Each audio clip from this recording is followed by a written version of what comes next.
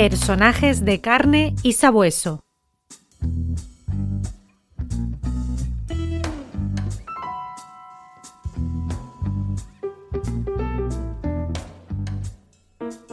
Nos encontramos inmersos en noviembre del año 1907, en Castilla y León, en la conocida ciudad de Palencia. Ahí estaba nuestro protagonista, un inspector de policía que entra en una ermita, una iglesia pequeña. Se trata del escenario donde se ha cometido un crimen, el del ermitaño Mariano Rey del Río. Con su tortura y muerte ya era conocido como el caso del asesinato del ermitaño del Cristo del Otero. Al inspector le siguen sus colaboradores. Sus primeras palabras nada más entrar fueron: «El crimen se cometió de noche». Y después de un rápido vistazo, el inspector despliega su lupa, se tumba en el suelo y se sumerge en el estudio de unos rastros que han pasado desapercibidos para otros. Identifica pistas cruciales. Concluye que 4 son los individuos que cometieron el crimen. Destaca la elevada estatura de uno de ellos, y no es por casualidad que encuentra un fragmento de cristal de un reloj que parece pisoteado.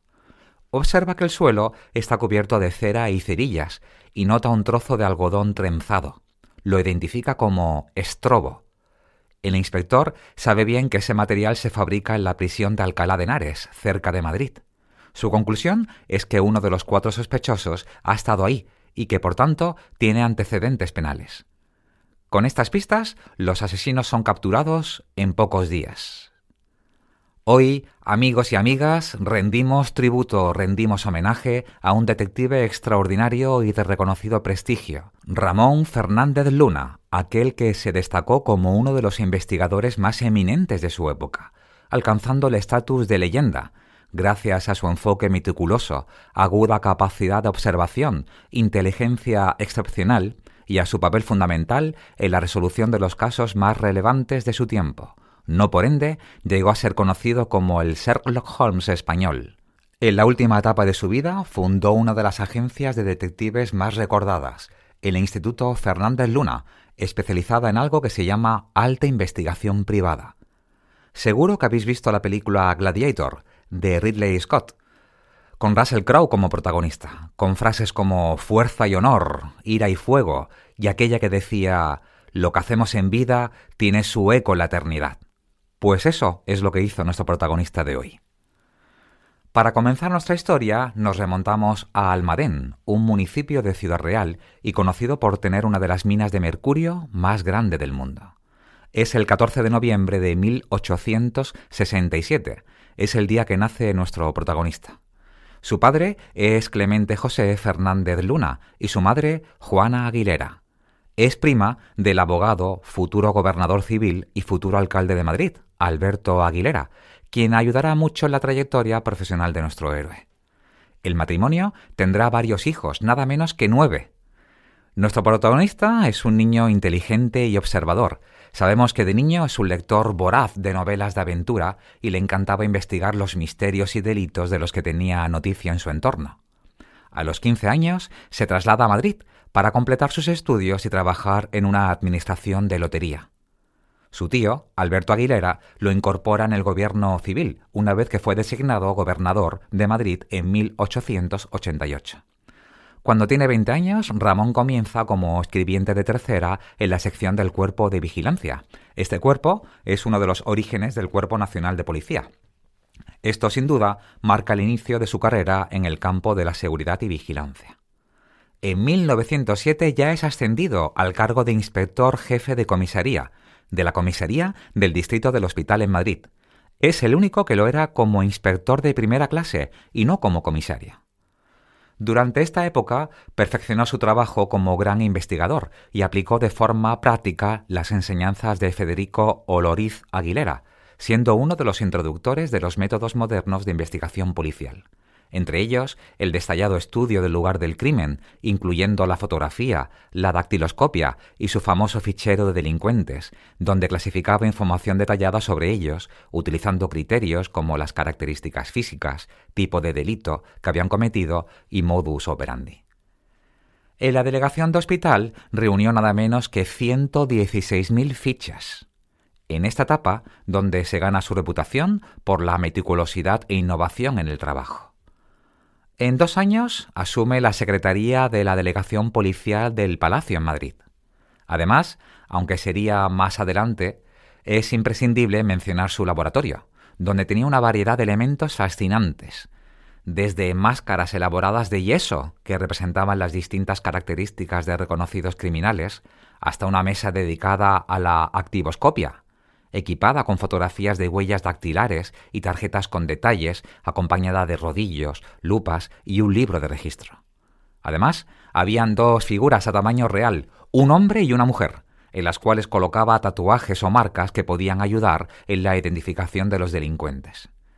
Según el libro de mi querido José Luis Ibáñez Ridao, Todo lo oye, todo lo ve, todo lo sabe, se pueden distinguir 7 características que lo convirtieron en el investigador más destacado de su época y en el introductor de esos procedimientos inéditos que tanto alabaron los reporteros de la prensa. 1. Gran capacidad de observación. 2. Concepción moderna del escenario del crimen como fuente de información. 3. Conocimiento profundo del medio en el que actuaba. 4. Rechazo de la violencia como forma de conseguir resultados útiles. 5. Sólida formación en ciencias forenses. 6. Continua puesta al día en teoría y práctica criminológica. Y 7. Meticulosidad en el trabajo de archivo. Nuestro protagonista concebía la investigación como un proceso completo, donde la eficiencia del servicio se mejoraba al tener en cuenta innumerables factores. Por poner un ejemplo, sus hombres tenían una dedicación total. Tenían conocimientos de dactiloscopia, identificación de venenos y la capacidad de disfrazarse. Incluso, Ramón Fernández Luna pasó una noche entera vestido de malhechor para sorprender a una banda de criminales. Dicen que dormía sorprendentemente poco, era moderado en la comida, tomaba café infinidad de veces al día y, eso sí, no se quitaba nunca de su boca el cigarro. Jamás conoció diversiones. Para él no existía el día festivo ni el reposo. Cuando emprendía un asunto no descansaba hasta solucionarlo. Era un trabajador incansable. Y volviendo a su vida personal, en diciembre de 1894 contrajo matrimonio con Laura Montes. La pareja tuvo un hijo que vino al mundo con todo el amor y la ilusión que se puede tener en un descendiente. Pero la tragedia llega al hogar.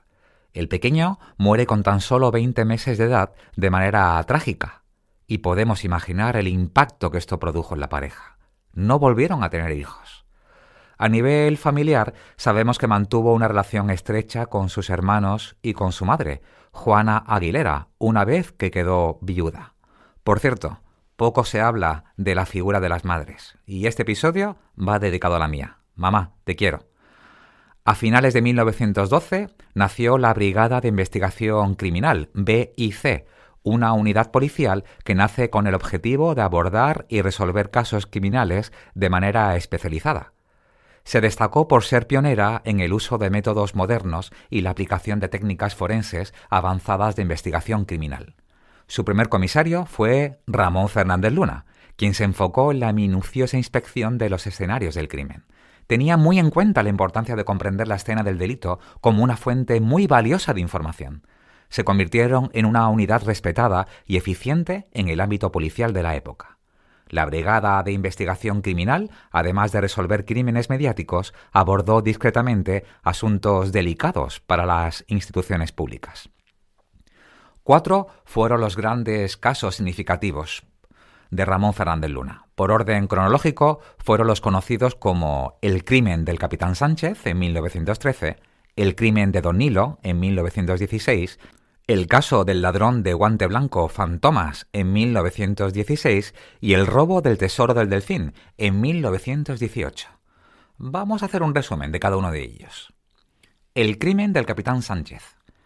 El caso comienza en abril de 1913, cuando se investiga la desaparición de Rodrigo García Jalón, un viudo rico. Muy pronto se pone el foco en su amante, que era hija del capitán Manuel Sánchez López, conocido por tener un carácter, digamos, áspero y propenso a la violencia, con inclinación por el juego y con varias deudas. Días antes se había empeñado un valioso reloj de oro. En una minuciosa pesquisa alrededor de la residencia de Jalón se hallaron restos humanos en las alcantarillas de la Escuela Superior de Guerra, lo que permitió obtener una autorización para registrar la vivienda. Allí se encontraron ropa, un martillo, un hacha, un machete y más restos humanos. Tras descubrir una pared falsa, se encontraron varios objetos que pertenecían a la víctima. Entre padre e hija habían decapitado y quemado la cabeza de la víctima en la chimenea, para dividir el cuerpo en pedazos y arrojarlos al retrete. El capitán, una vez detenido y celebrado el juicio, fue fusilado en noviembre de 1913 y su hija fue condenada a 20 años de prisión. Otro de los casos es el del caso del crimen de Don Nilo, que también se inicia con la denuncia de la desaparición del empresario zamorano Manuel Ferrero Gallego en agosto de 1916. Había viajado a Madrid para comprar un molino y desapareció después de una cita con un agente de negocios en la calle Preciados. La policía centró su atención en Nilo Aurelio Sainz de Miguel, propietario de una agencia en la misma calle. Aunque inicialmente cooperó, Fernández Luna se dio cuenta de que algo no cuadraba. Descubrieron que Nilo se hacía pasar por procurador, dirigía una revista y había alquilado una casa bajo un nombre falso. Con una orden de registro, encontraron el cadáver de Ferrero enterrado en el suelo de su despacho. Nilo fue encarcelado y terminó sus días en un psiquiátrico.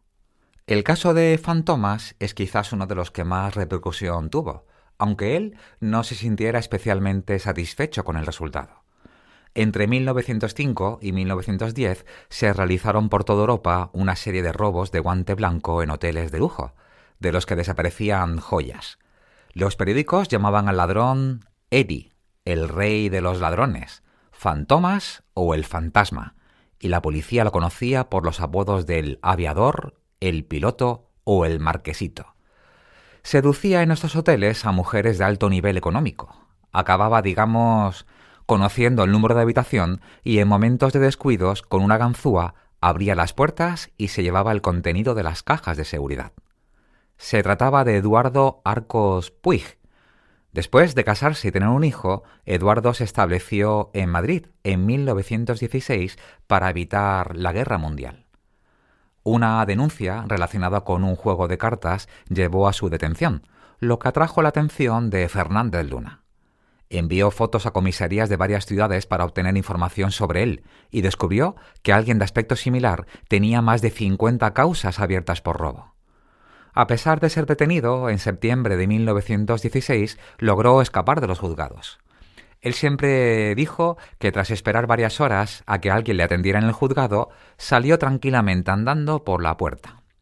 Fue capturado nuevamente 3 días después en la casa de huéspedes donde dormía y se encontraron maletas con pertenencias relacionadas con sus actividades delictivas.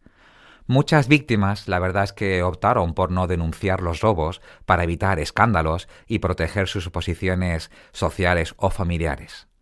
Fantomas pasó solo algunos meses en prisión y fue liberado poco después.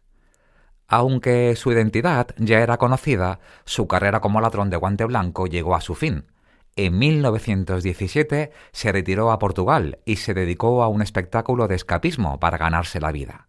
Durante la Segunda Guerra Mundial parece que colaboró con el Servicio Secreto Británico.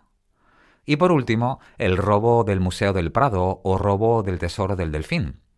En septiembre de 1918 se produjo el robo en el Museo del Prado, un incidente que causó descontento al comisario Fernández Luna. El valioso tesoro del Delfín, valuado en más de 2 millones de pesetas y compuesto por 169 piezas de oro y pedrería, desapareció del salón central del museo, a pesar de que la vitrina no tenía signos de estar forzada. Fernández Luna ordenó la recolección de huellas dactilares en el escenario del crimen mediante el gabinete antropométrico. Los interrogatorios revelaron deficiencias en la seguridad del museo, como la sustitución de los guardias nocturnos por trabajadores y la falta de control de acceso. La presión sobre casas de compraventa condujo al descubrimiento de un joyero que implicó a un exvigilante nocturno del museo.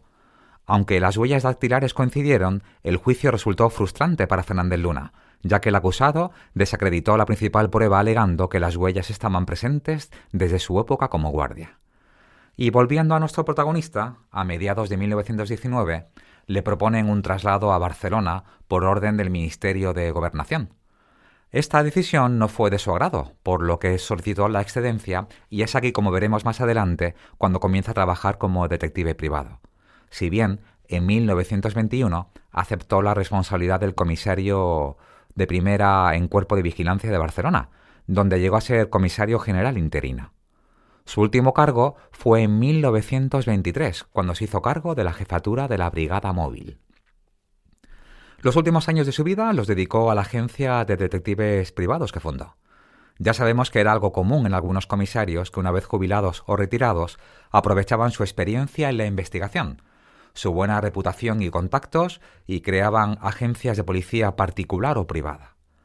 No fueron muchos los años en los que nuestro héroe disfrutó de la agencia, de su despacho, llamado, como no podía ser de otro modo, Instituto Fernández Luna. Las primeras apariciones de la agencia son en el año 1919, y en los primeros anuncios se puede leer Policía Particular Ramón Fernández Luna. La dirección, calle San Cosme 12 de Madrid, donde ofrece gestiones e informaciones privadas. A los pocos meses, en enero de 1920, Fernández Luna recibe una oferta del gobierno peruano para dirigir una escuela de policías en Lima, inspirada en el modelo policial español. Esto le abre la mente y vio la posibilidad de una nueva línea de negocio en Madrid. Redactó nada menos que un curso para aspirantes a las fuerzas del orden y se asoció con una conocida academia de formación. Los anuncios se enfocaban en la figura del detective, destacando la creación de una gran academia de policía.